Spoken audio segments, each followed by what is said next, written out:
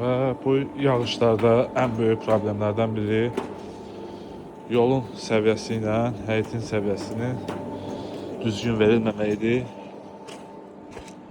Onu da qısaca izah edeyim. Bizim yol səviyyəmiz əvvəlcədən müəyyən olundu və bu giriş hissəmiz. Burada səviyyə kodumuz hardasa 10-15 santıdır və bu giriş hissəsindən son hissədə bizim səviyyəmiz hardasa 20 santim fərq verir. Bunu zaten tametin vurulmağından da görmək olur. Və bu səviyyəmizi bu həyətdə belə bir şeylə çıxartmışıq. Bu arxa hissə. Yəni burada gələcəkdə qladovka, yəni digər əşyalar üçün yer nəzərdə tutulub. Bu hissə üzü yola verilib. Uklonumuz bu hissədə isə evin kənarı ilə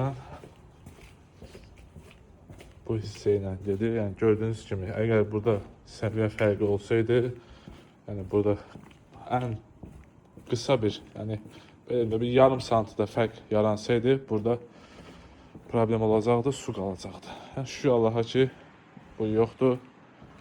Allah xeyir versin. Bu da dediyim kimi yeni inşa etdiyimiz həyət evləridir. Bu da hal-hazırda satışda olan həyət evimizdir. İnşallah alan insan uduzmaz. Çünki bu evin keyfiyyətinə də tam zəmanət veririk.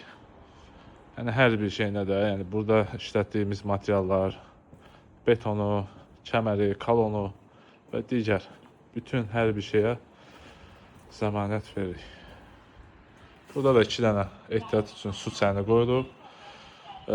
Biri artizan üçün istifadə olunur, yəni artizandan vurulur. Gündəlik istifadə olunmaq üçün, digəri isə içməli sudur, yəni şirin su kimi istifadə olunur.